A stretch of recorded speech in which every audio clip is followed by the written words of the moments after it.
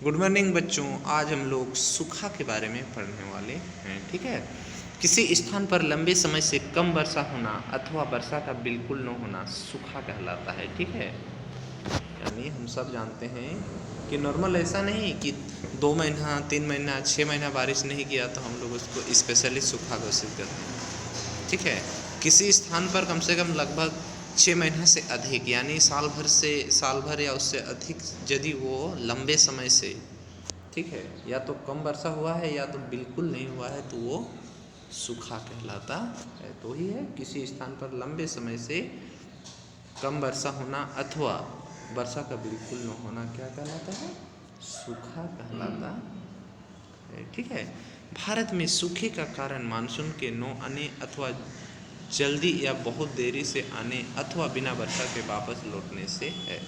तो भारत में जो सूखा पड़ता है उसका बहुत सारे रीजन हैं। देखो, मानसून का समय पे न आना, ठीक है, या तो समय से पूर्व आना या समय के बहुत बाद आना, अथवा कभी कभी होता है कि जब मानसून आते हैं उसके बाद भी वो किसी कारण से बारिश नहीं होना। ठीक है। ऐसा नहीं कि मानसून आने से ही बारिश होती है, यदि उसके साथ आंधी तूफान आ गया तो वो मानसून निकल जाती है और वो हमारे जो भारत के जिस जिस क्षेत्र में ज़्यादातर मानसूनी वाले लेकिन बारिश होती है वो सभी से सही जितना होना चाहिए उतना हो नहीं पाती है। ठीक है।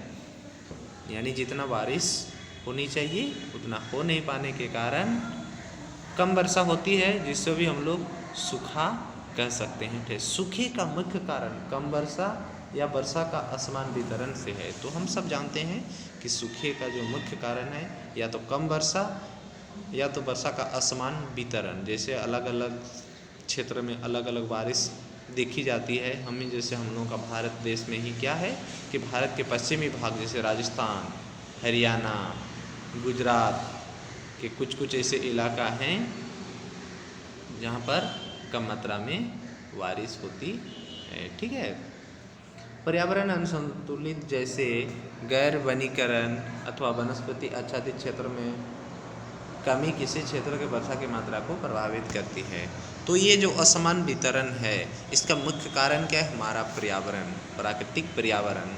जैसे हम लोगों का जैसे जैसे पॉपुलेशन बढ़ता है, जनसंख्या वृद्धि होती है, उसके साथ साथ हमारे जो आवास संबंधी प्रॉब्लम होता है तो हम लोग क्या करते हैं, रोजगार संबंधी प्रॉब्लम होता है तो भी हम लोग क्या करते हैं, जब पॉपुलेशन बढ़ता है तो जैसे जैसे पॉपुलेशन बढ़ता है उसकी रोज़गार चाहिए, उस कारण से हम लोग क्या करते हैं, धीरे धीरे पेड़ पौधा की कटाई स्टार्ट कर देते हैं। तो जैसे जैसे पेड़ पौधा की हम लोग मात्रा को कम करते जाते हैं, हमारा जो पर्यावरण का संतुलन बना है वो बिगड़ जाने के कारण सही से बारिश नहीं हो पाती है और पर्यावरण असंतुलित हो जाते हैं, जिसके कारण भी क्या होता है, सही से बारिश नहीं होती है, जिसके कारण सूखा पड़ जाता है।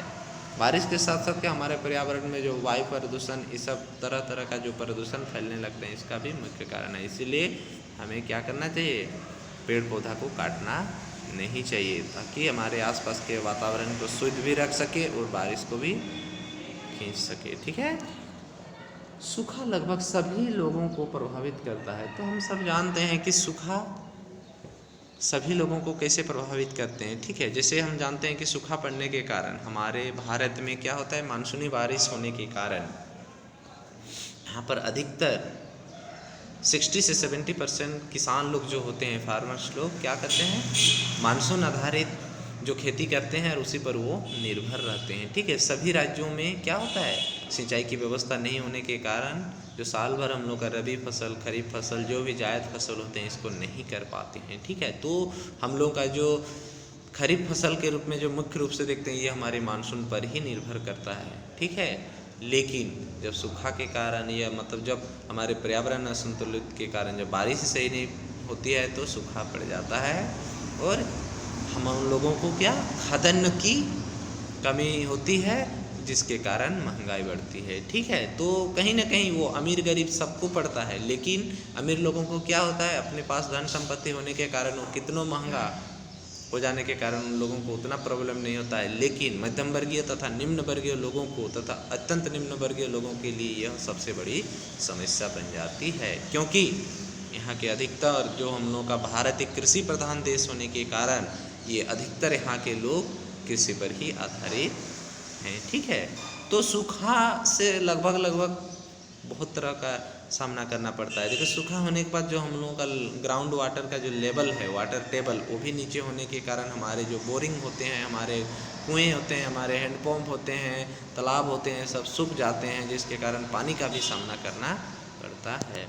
तो देखो इतने सारे रीजन हैं मुख्य रूप से। देखो किसानों के लिए फसल का नुकसान, किसानों के लिए फसल के नुकसान के साथ साथ वो तो होता ही है, साथ ही साथ जो किसान का जो प्रोडक्शन होता है फसल के रूप में, वो क्या आता है, बाज़ार में आते हैं, तब जाके हम लोग उसको खरीद के खाते हैं। ठीक है, खरीद के हम लोग अपना प्रयोग में लाते हैं। ठीक है, तो इस तरह से जब बाजार किसान लोगों का फसल ही नुकसान हो जाता है तो क्या होता है, आसानी के साथ हमारे खाद्यान्न नहीं मिल पाने के कारण आज देखो दिनों दिन महंगाई बढ़ जाता है, और जिसके कारण हमें महंगाई का सामना करना पड़ता है, और हम लोग सोचते हैं कि दिनों दिन हम लोगों के देश में महंगाई बढ़ रही है। तो इस सब का कारण हम सब हैं कहीं ना कहीं। ठीक है, चारे का नुकसान, तरह तरह का जो चारा होता है उसका नुकसान, मवेशियों के लिए आवश्यक जल का नुकसान के रूप में होता है। तो जितने भी जीव जंतु के लिए भी, जैसे नदी नाला सब सूख जाने के कारण, नदियों मतलब नदी के किनारे जो बड़े बड़े जंगल हैं उसमें रहने वाले जीवों के लिए पानी का भी नुकसान होता है, जिससे क्या होता है विभिन्न प्रकार के जो जीव होते हैं वे पानी के कारण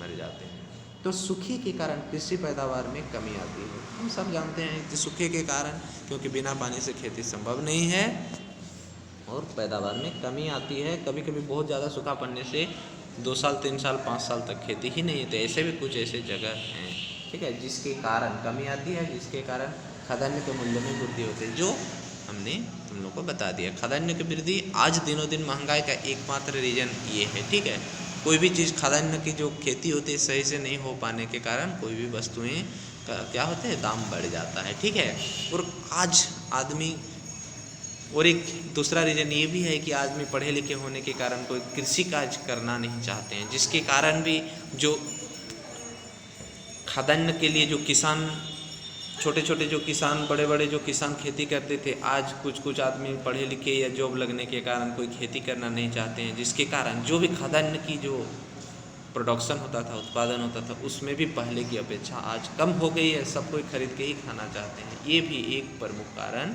है। ठीक है, तो जब खाद्यान्न के मूल्यों में वृद्धि होती है तो इसमें सबसे ज़्यादा मध्यम वर्गीय से लेकर निम्न वर्गीय, अति निम्न वर्गीय लोगों को बहुत ही ज़्यादा नुकसान होता है, क्योंकि उन लोग के पास इनकम नहीं होने के कारण वो खरीद नहीं पाते हैं और भुखमरी का शिकार हो जाते हैं, तरह तरह बीमारियों का शिकार हो जाते हैं। इसमें गरीब लोगों को निम्न क्रय शक्ति के कारण भूख जैसे अमानवीय स्थिति का सामना करना पड़ता है। तो ऐसे बहुत सारे समस्या होती है।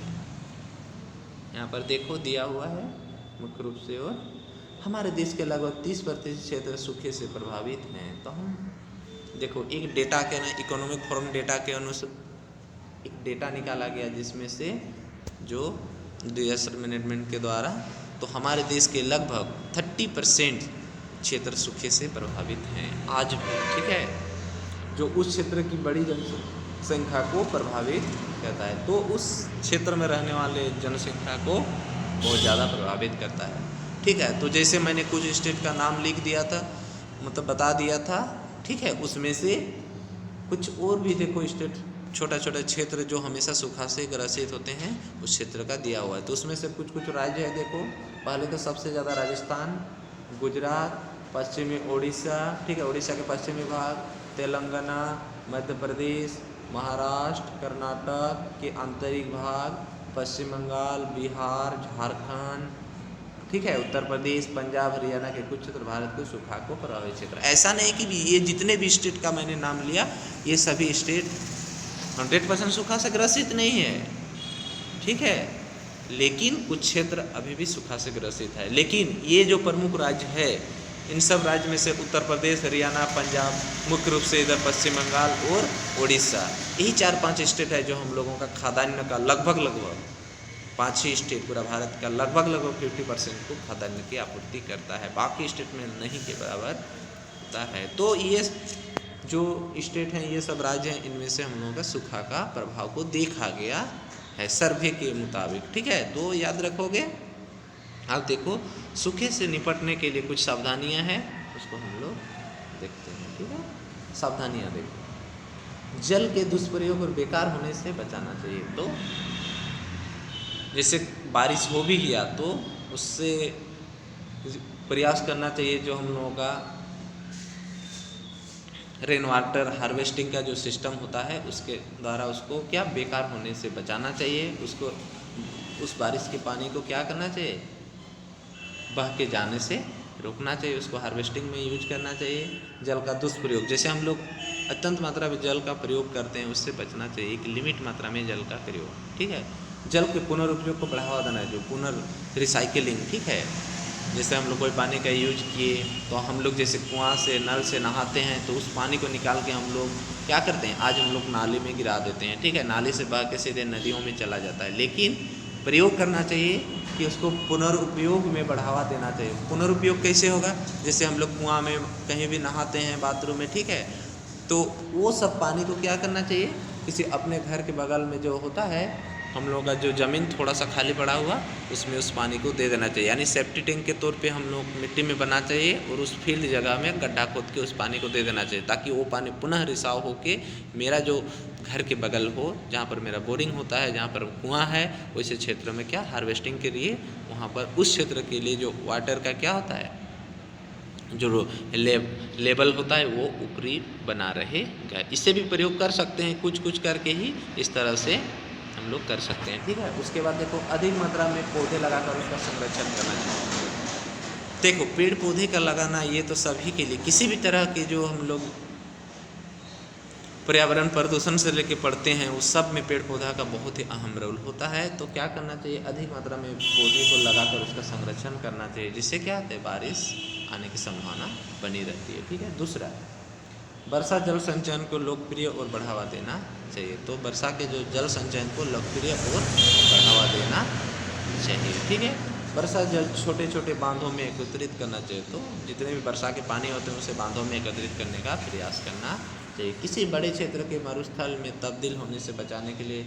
नियोजित वन रोपण करना चाहिए। तो बड़े क्षेत्रों को मरुस्थल में तब्दील होने से बचाने के लिए वृक्षारोपण करना बहुत ही जरूरी है। तो ये सब की का यदि हम लोग ध्यान देंगे तो कुछ हद तक सूखा के जो प्रभावित होते हैं उसको कम किया जा सकता है। ऐसा नहीं कि हम लोग 100% कर लेंगे, लेकिन बहुत हद तक कम किया जा सकता है। तो ये प्रमुख सावधानियाँ है। अब देखो मानव निर्मित आपदाएं, हम लोग पढ़ेंगे अब मानव निर्मित आपदाएं।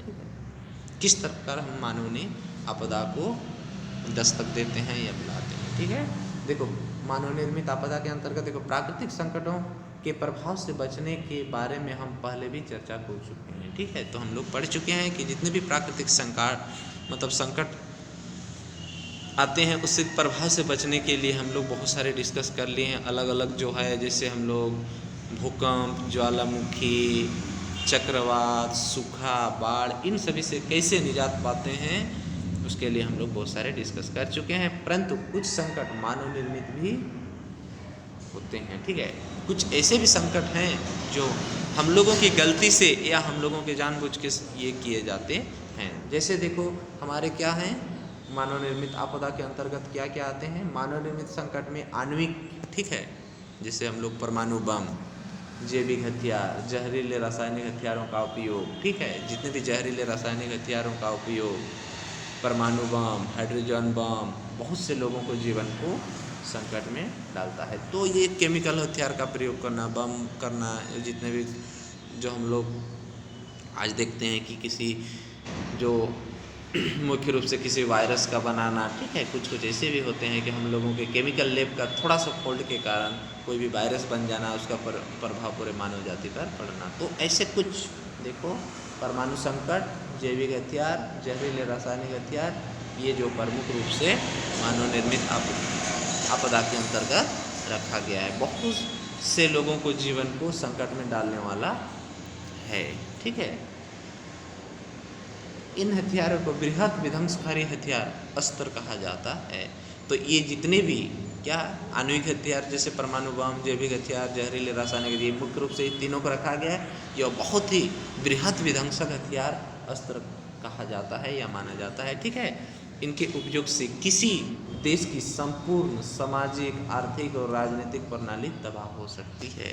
तो इसका एक बार प्रयोग करने से किसी भी देश का, ठीक है, किसी भी महादेश का क्या संपूर्ण सामाजिक, आर्थिक, राजनीतिक प्रणाली को तबाह कर सकते हैं। सभी तरह के संपूर्ण समाज को भी, हमारे इकोनॉमी पर भी, हमारे राजनीतिक सिस्टम पर भी, हमारे जो जितने भी तरह का जैसे सुख सुविधा से रिलेटेड जो संबंधित है, जितने भी तरह संसाधन है, उस सभी संसाधन को ये कहीं ना कहीं क्या करते हैं, तबाह कर देते हैं। तो इसीलिए ये सब जो हम लोग मानव निर्मित आपदा के रूप में हम बनाए हुए हैं, ठीक है, हम लोग बोलते हैं कि हमारे देश में इतना परमाणु बम है, इतना है, उस देश में कम है, उससे ज़्यादा है। तो इस बम का प्रयोग करने से कहीं कहीं हम अपने भी नहीं बच सकते हैं, ठीक है।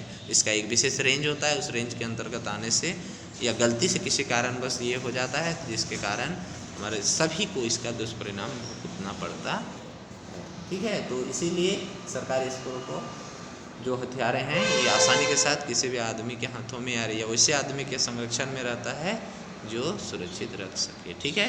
अब देखो आणविक आपदा क्या है, ठीक है। द्वितीय विश्व युद्ध के दौरान तुम लोगों ने पढ़ा होगा, नहीं भी पढ़ा होगा तो कोई बात नहीं, ठीक है।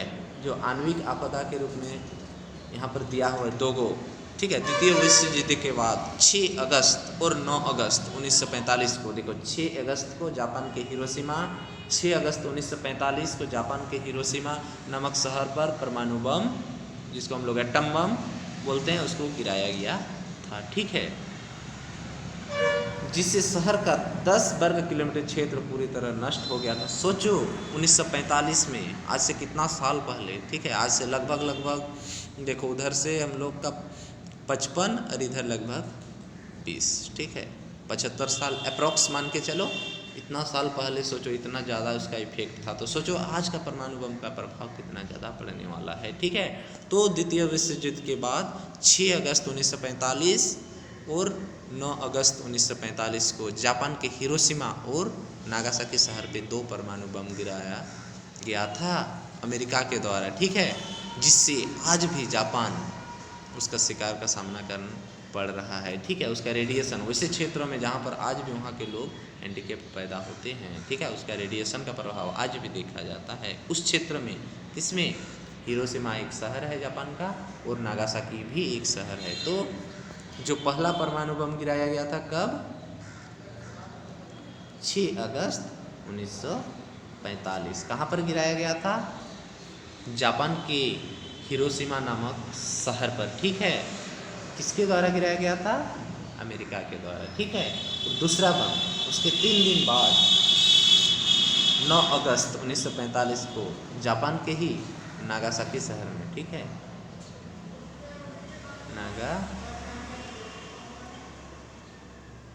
नागासाकी शहर में अमेरिका के द्वारा ही आज तक का परमाणु जो बम गिराया गया था परमाणु हथियार के द्वारा सबसे बड़ा प्रभाव ये दोनों शहर पे जो अमेरिका के द्वारा आज से लगभग 75 साल पहले गिराया गया था उसका इफेक्ट पड़ा है, ठीक है। इसीलिए परमाणु हथियार इसके बहुत ही खतरनाक है और विध्वंसकारी है। तो सोचो 6 अगस्त 1945 को हिरोशिमा नामक शहर पर गिराया गया था, उसके शहर का लगभग 10 किलोमीटर वर्ग क्षेत्र पूरी तरह नष्ट हो गया, ठीक है। इसमें 66,000 लोग मारे गए तथा 69,000 लोग घायल हुए।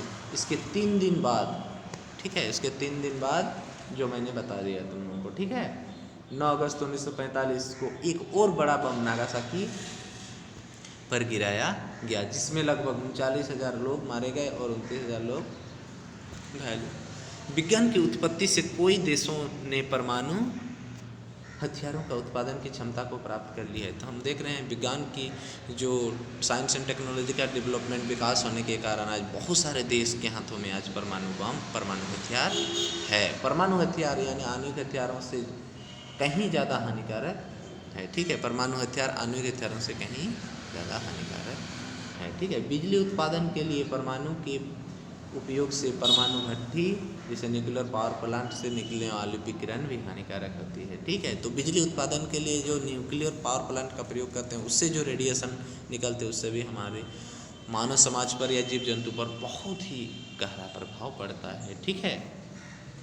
हैंडीकैप्ड हो जाते हैं, किसी का सुनने की क्षमता चली जाती है, किसी का विजुअल क्षमता चली जाती है, किसी की सेंसिटिव पावर चली जाती है। इस तरह के जो किसी भी तरह का जो हैंडीकैप होने का ये सब का दुष्परिणाम होता है। अब देखो इसकी सावधानियाँ, ठीक है,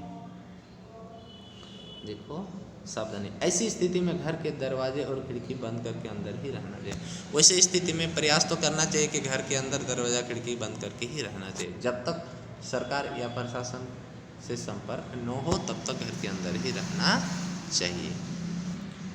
इस निमित्त परमाणु पदार्थों का आवागमन सरकार अथवा सुरक्षा एजेंसियों द्वारा ही एजेंसी के निर्देशानुसार ही किया जाना चाहिए। तो इसका प्रमुख यही है बचने का, इससे सावधानी एक ही है कि यदि परमाणु बम या हथियार का प्रयोग हो चुका है तो प्रयास हमेशा करना चाहिए, हमें घर के अंदर रहना चाहिए और खिड़की दरवाज़ा बंद करके ही रहना चाहिए जब तक प्रशासन की अनुमति न मिले, ठीक है। दूसरी, इससे सरकार के हाथों में होनी चाहिए तथा कोई सुरक्षा एजेंसी के हाथों में, सरकार अथवा सुरक्षा एजेंसी के हाथों में रहना चाहिए ताकि इसका दुष्प्रयोग न किया जाए, ठीक है। अब देखो जैविक हथियारों के निर्माण आसानी से होता है, तो यहाँ जैविक हथियारों से निर्मित आपदा, ठीक है, जैविक हथियारों का निर्माण आसानी से होता है तथा इसका उपयोग भी आसान है, ठीक है, लेकिन इसमें बड़ी मात्रा में लोगों की प्राण हरने की क्षमता है। जैविक हथियार से भी बहुत जानमाल की क्षति पहुंचती है, इसका तत्काल प्रभाव नहीं पड़ता। जैविक हथियार बीमारी पैदा करने वाली जीवाणु मुक्त करता है जिससे प्लेग, चिकन पॉक्स इत्यादि बीमारियां, ठीक है। जैविक हथियार में आज हम लोग देखते हैं जैविक हथियार जैसे मानो कि ये से क्या होता है कि तत्काल प्रभाव भले नहीं पड़ता हो लेकिन उसका जो दुष्परिणाम दूरगामी होता है, ठीक है। जैसे तरह तरह का बीमारी फैल जाना, ठीक है, चिकन पॉक्स इत्यादि ऐसे कुछ बहुत सारे बीमारी हैं जो जैविक हथियार से फैलते। ये बीमारी फैलाने वाले जीवाणु श्वास अथवा चमड़ी के किसी भी भाग के घाव से शरीर के अंदर में प्रवेश को बीमार कर सकती है। जैसे आज भी एक प्रमुख जैविक हथियार के रूप में जो हम लोग कोरोना वायरस का शिकार हुए हैं, ये भी कहीं ना कहीं जैविक हथियार का ही होगा। हम सब मानव के कारण ही, जैसे लैब में कुछ न कुछ प्रैक्टिकल होते रहता है, कुछ कुछ दवा बनता है, इन्वेंशन होते हैं, उसी दौरान थोड़ी सी गलती के कारण कोई भी वायरस बन जाते हैं और उसका परिणाम पूरा संसार, पूरा दुनिया को भुगतना पड़ता है, ठीक है। जैसे प्लेग, चिकन पॉक्स, ये सारे बीमारी का बचाव हमने पहले पा लिया है, लेकिन देखो आज कोरोना के चलते पूरा साल, एक साल लगभग हो गया लेकिन अभी तक सही से इसका दवा नहीं आया है, ठीक है। बहुत सारे कंपनियां दवा की मतलब वैक्सीन की दवा करता है परंतु इसमें भी 100% सक्सेस नहीं हुआ है, फिर भी ट्रायल चल रहा है, ठीक है। तो ये सभी जो दुष्परिणाम कहीं ना कहीं जैविक हथियार का ही परिणाम है, ठीक है। चमड़ी से किसी भी भाग को घाव करके जो इस तरह से बीमारी होना, सांस संबंधी होना, जैविक आक्रमण का पहचान करना आसान नहीं है। आसानी के साथ इसके हम लोग इसका लक्षण जो होते हैं उसको पहचान नहीं कर सकते हैं। चिकित्सकों को इस मामले में बीमारी की असामान्य पद्धति देखने को मिलता है, तो चिकित्सक भी, डॉक्टर भी इसे समझ नहीं पाते हैं कि ये बीमारी कौन सा बीमारी है, क्योंकि उस तरह की बीमारी से वो बिल्कुल अनभिज्ञ होने के कारण वो कुछ नहीं कर पाते। अब देखो जैविक हथियार से किस तरह से हमें सावधानी बरतनी चाहिए, उसी के बारे में 2 पॉइंट दिया हुआ है। पहला पॉइंट, अगर आपको किसी बोतल अथवा कंटेनर में कोई संदेहास्पद पदार्थ द्रव्य मिले तो उसे तुरंत वहाँ से दूर हटाएं, ठीक है। यदि किसी बोतल में या कंटेनर में कोई से लिक्विड मिले जिसमें आपको संदेह लगा हो कि ये कुछ गलत चीज़ है तो उस स्थिति में वहाँ से उसे दूर हटाएं, ठीक है। दूसरा, रुमाल से अपने नाक और मुंह को बंद कर लें जिससे वह पदार्थ सांस के माध्यम से आपके शरीर में प्रवेश न कर पाए, ठीक है। आज तो हम लोग कोरोना वायरस के चलते मास्क हमेशा पहनते रहे हैं, ठीक है। प्रयास करना चाहिए कि इस तरह से जो भी किसी तरह का स्मेल आता है ये तो किसी भी जैविक हथियार का स्मेल के कारण, ठीक है, लेकिन आज कोरोना वायरस के से प्रोटेक्शन के लिए हम लोग का मास्क, सैनिटाइज का जो भी प्रयोग किया जा रहा है यह कुछ हद तक सक्षम है, ठीक है। हमेशा इस सब का प्रयोग करें, ठीक है। तो ऐसे कुछ जो भी होती है उसके लिए कुछ हद तक प्रिकॉशन संभव है जब तक वैक्सीन नहीं आती है, ठीक है। अब देखो रासायनिक आपदा, किस तरह से रासायनिक आपदा होता है, ठीक है। तो औद्योगिक दुर्घटनाएं जहरीले रसायनों का गैर जिम्मेदारी पूर्वक आदान प्रदान अथवा सोच समझकर इस जहरीले रसायनों का प्रयोग रासायनिक संकट को जन्म देती है। ठीक है, जैसे औद्योगिक घटनाएं, ठीक है, जैसे जो भी इंडस्ट्री में केमिकल चीज़ें बनते हैं, दवाएं बनती है, जहरीली गैस, ठीक है, तो उसको गैर जिम्मेदारी पूर्वक आदान प्रदान, यानी या तो गैर जिम्मेदारी व्यक्ति के हाथों में आना, या तो उसको ट्रांसपोर्टेशन में, उसके आदान प्रदान में क्या कहते हैं हम लोग, सावधानी नहीं बरतने के कारण भी ये रासायनिक आपदा होते हैं। ठीक है, अथवा बहुत सारे जो गैर जिम्मेदार आदमी होते हैं वो सोच समझकर या इस जहरीले रसायनों का प्रयोग रासायनिक संकट, यानी उसको सोच समझ के प्रयोग करते हैं, जानबूझ के करते हैं, जिसके कारण भी रासायनिक संकट को जन्म देता है। या तो हमारी गलती से या जानबूझकर करना, ये भी रासायनिक आपदा को जन्म देती है। 3 दिसंबर 1984, ठीक है, आज तक हमारे देश का सबसे बड़ा जो रासायनिक आपदा हुआ है भोपाल गैस त्रासदी, ठीक है, जिसमें मिथाइल आइसोसाइनाइड गैस का क्या हुआ था, लीकेज हुआ था। ठीक है, 3 दिसंबर 1984 में, ठीक है, 3 दिसंबर 1984 को भोपाल गैस त्रासदी के नाम से जो जाना जाता है, जिसमें कौन सी गैस निकलती, मिथाइल आइसोसाइनाइड। ठीक है, ऐसे ही संकट का एक प्रमुख उदाहरण जो हमारे देश का आज तक का सबसे बड़ा रासायनिक आपदा है, जिसमें खतरनाक रसायनों का रखरखाव और प्रबंधन उचित ढंग से न करने के कारण यूनियन कार्बाइड प्लांट भोपाल में दुर्घटना हुई। तो वहाँ पर जो यूनियन कार्बाइड प्लांट था उसको रखरखाव सही नहीं करने के कारण मिथाइल आइसोसाइनाइड गैस निकल गया, जिसके कारण बहुत ज़्यादा जान माल की क्षति हुई थी। इसमें 40 टन जहरीले गैस प्लांट से रिस कर पूरी रात भर फैलती रही। जब लोग सो रहे थे, ठीक है, और रात में ये लीकेज होना स्टार्ट हो गया, और जब पूरा रात भर आदमी सो रहे थे उस दौरान पूरा रात भर लीकेज होने के कारण बहुत ऐसे आदमी हैं जो जैसे जैसे सोए थे उसी के अनुरूप वो मर भी गए। ठीक है, इसके अनुसार करीब करीब ये अप्रॉक्स डेटा ये किया गया था 25 से लोगों की मौत हुई थी और लगभग 3 लाख लोग घायल हुए थे, उसके शिकार हुए थे। ठीक है, इनमें से जो बचे थे वे भी कोई बीमारियों से ग्रसित हो गए। तो ठीक है, जो मरे सो मरे, सोए जैसे वो सो गए थे वो सोए सोए मर गए। ठीक है, तो ये हमारे देश का जो सबसे बड़ा रासायनिक आपदा आज का एग्जाम्पल बनकर तैयार है। तो ये कहीं ना कहीं हमारी गैर जिम्मेदारी आदान प्रदान या रख रखाव के कारण ही जो हुआ था। ठीक है, तो पूछेगा यहाँ पर कि भोपाल गैस त्रासदी में कौन सा गैस का रिसाव हुआ था, तो मिथाइल आइसोसाइनाइड। ठीक है, कब हुआ था, 3 दिसंबर 1984 को रात को हुआ था। ठीक है, कितने लोगों की लगभग मौतें हुई थी, 25 लोगों की, और लगभग कितने इसके शिकार हुए थे, 3 लाख लोग इससे घायल हुए थे। इनमें से जो भी लोग बचे हुए थे घायल आदमी, वो भी तरह तरह बीमारी का शिकार हो गए, तरह तरह से इसका जो दुष्परिणाम हुआ वो हैंडीकैप्ड हो गए, किसी का आँख ये हो गया, किसी का कान हो गया, किसी का बहरापन हो गया, किसी का ब्लाइंडनेस हो गया। इस तरह से जो हैंडीकैप्ड तथा गर्भवती महिलाओं के लिए जो भी बच्चे महिलाओं के गर्भ में होते थे उसका भी हैंडीकैप्ड के तौर पर सही से विकास नहीं हो पाया और वो हैंडीकैप्ड जन्मने लगे। ठीक है, तो ये उसका प्रभाव उस दौरान। ठीक है, रासायनिक गैस की पहचान में समस्या आई क्योंकि वह रंगहीन अथवा गंधहीन थी। ठीक है, तो गैस प्राय रंगहीन और गंधहीन होने के कारण, ठीक है, कलरलेस एंड, ठीक है, स्मेललेस, जिसके कारण उससे आसानी के साथ उस तरह का गैस का कभी सामना नहीं होने से कोई भी उस गैस को नहीं पहचान सकता है। ठीक है, अब देखो इससे सावधानियाँ, अगर आपके आसपास की फैक्ट्री और प्लांट कोई ऐसी दुर्घटना हो जाए तो चेहरे पर गीले कपड़े को रखकर इसमें सांस लेनी चाहिए। ठीक है, तो ये देखो रासायनिक आपदा से बचने के लिए यदि आपके आसपास की कोई भी उस तरह के केमिकल फैक्ट्री है और वहाँ से कुछ ऐसी दुर्घटना हो जाती है तो वैज्ञानिकों के मुताबिक उससे बचने के लिए हमें गीला कपड़ा को अपने फेस में ढक के रखना चाहिए और उसी के माध्यम से सांस लेनी चाहिए। ठीक है, ऐसी स्थिति में ज़मीन पर लेट जाएं क्योंकि ज़्यादातर गैसें हवा से हल्की होती है। तो प्रयोग कर स्थिति ये लानी चाहिए कि यदि वैसे गैस फैल रही है तो हमें क्या करनी चाहिए, ज़मीन में लेट जानी चाहिए, क्योंकि ज़्यादातर मतलब जो गैसें होती है वो हवा से हल्की होने के कारण वो ऊपर रहती है, इसीलिए हमें ज़मीन पे लेट जाना चाहिए। दुर्घटना से निर्मित आपदा,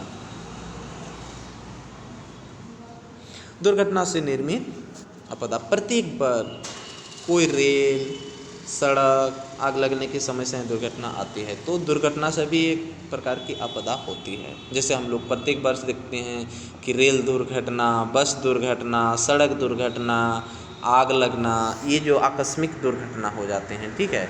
जैसे हम लोग ट्रांसपोर्टेशन के माध्यम से हवाई दुर्घटना, रेल दुर्घटना, बस, ट्रक, कहीं भी हम लोग डेली जो इतना सारा दुर्घटना देते हैं, ये भी एक प्रकार की प्रमुख आपदाएं हैं, ठीक है। तो प्रत्येक वर्ष रेल, सड़क, हवाई, आग लगने से संबंधित दुर्घटनाएं होती है। ये हम लोग देखते रहते हैं पेपर, पत्रिका, न्यूज में, ठीक है।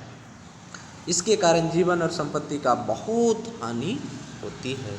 एक अध्ययन के अनुसार आग से होने वाली नुकसान प्राकृतिक आपदा जैसे चक्रवात अथवा बाढ़ से कहीं ज़्यादा होती। तो एक अध्ययन के अनुसार आग से होने वाली नुकसान प्राकृतिक आपदा जैसे चक्रवात अथवा बाढ़ से कहीं ज़्यादा होता। तो जैसे कि हम लोग जानते हैं कि एक अध्ययन के मुताबिक ये पता चला है कि जितने भी प्राकृतिक आपदा जैसे चक्रवात, सुनामी, बाढ़, इस सबसे ज़्यादा प्रभाव आग से जो नुकसान होता है इसको माना जाता है, ठीक है। अब देखिए इससे किस तरह से हम लोग सावधानी बरतें उसके बारे में दिया हुआ है। ज्वलनशील पदार्थों का प्रयोग सावधानीपूर्वक करना चाहिए। तो जितने भी ज्वलनशील पदार्थ होते हैं, ठीक है, कम्बस्टिबल सब्सटेंस, उसका सावधानीपूर्वक प्रयोग करना चाहिए। जो फास्ट आग कैच करते हैं, ठीक है, उसका सावधानीपूर्वक प्रयोग करना चाहिए। दूसरा, समारोह में उपयुक्त टेंट के कपड़े कृत्रिम ज्वलनशील पदार्थों से नहीं बनाए जाने चाहिए, ठीक है। तो जितने भी समारोह में हम लोग टेंट प्रयोग करते हैं उसमें जो कपड़े लगते हैं, ठीक है, वो कृत्रिम ज्वलनशील पदार्थ से नहीं बनाए जाने चाहिए। तो जो आर्टिफिशियल रूप से जो ज्वलनशील, ठीक है, कम्बस्टिबल सब्सटेंस होते हैं उससे नहीं बनाए जाने चाहिए। तीसरा, अगर आपके कपड़े आग पकड़ लें तो तुरंत ज़मीन पर लेटकर इसे बुझाने का प्रयोग या प्रयास करना चाहिए, ठीक है। और भी जैसे आपके कपड़े पे आग पकड़ ले तो ज़मीन पर लेटकर इसे बुझाने का प्रयोग करना चाहिए। और ये भी हम लोग जानते हैं यदि आप बॉडी पे कपड़ा के आग लग गया है तो ऐसा स्थिति में कोई भी मोटा, ठीक है, जो भी हो, हम लोग का रजाई हो, कंबल हो, तो कंबल से ढक लेना चाहिए ताकि वो ऑक्सीजन का कटअप होने के कारण वो आग से तो बुझ जाना चाहिए, ठीक है। आग लगने की सूचना तुरंत अग्निशमन केंद्र को देनी चाहिए। तुरंत जो फायर डिपार्टमेंट होते हैं उसको सूचना कर देनी चाहिए। गगनचुंबी बहुमंजिली इमारतों में आग लगने पर लिफ्ट का प्रयोग नहीं करना चाहिए। यदि हम लोग कोई फ्लैट या गगनचुंबी इमारतों में रहते हैं तो वहाँ पर आग लग गया है तो लिफ्ट का प्रयोग कभी ना करें, ठीक है। इस तरह से हम लोगों का ये चैप्टर कंप्लीट हो गया। अब सारांश में देखो, आपदा लोगों के निर्धन और कष्टपूर्ण जीवन जीने के बाध्य करती है। तो ठीक है, कोई भी आपदा हो लोगों को निर्धन और कष्टपूर्ण जीवन जीने से बाध्य कर देती है, ठीक है, क्योंकि इसमें बहुत सारे जान माल की हानि पहुँचती है, हमारी जो भी आवश्यकताएं होती है वो सामान सब नष्ट हो जाती हैं। आपदाएं दो प्रकार की होती है, एक प्राकृतिक, दूसरे हैं मानव निर्मित। तो पूछेगा प्राकृतिक आपदाएं यानी आपदाएं कितने प्रकार होती हैं, तो दो प्रकार, एक है प्राकृतिक आपदा, दूसरा है मानव निर्मित आपदा। प्राकृतिक आपदा में कौन कौन आते हैं? भूकंप, ज्वालामुखी, चक्रवात, बाढ़, सूखा, ये सब किसके अंतर्गत आते हैं? प्राकृतिक आपदा। मानव निर्मित आपदा में देखो, परमाणु, जैविक और रासायनिक हमले, ये सब मानव निर्मित आपदा। मानव निर्मित आपदाएं जानबूझकर अथवा अनजाने में ही हो सकती है। तो मानव निर्मित जितने भी आपदाएं होती है ये जानबूझकर अथवा अनजाने में हो सकती है। इसी तरह से देखो चैप्टर कंप्लीट हो गया। तुम लोग अभ्यास का जितने भी क्वेश्चन है सभी बना लेना है, ठीक है। प्रोजेक्ट कार्य जो भी होगा, मानचित्र कार्य, इसको रहने देना है। परियोजना कार्य ये हम लोग बाद में पढ़ने वाले हैं, ठीक है। तो 4 का निम्नलिखित प्रश्नों का जो भी यहाँ पर लॉन्ग क्वेश्चन उत्तर है इस सबको बना लेना है, ठीक है। कल हम लोग नेक्स्ट चैप्टर पढ़ेंगे।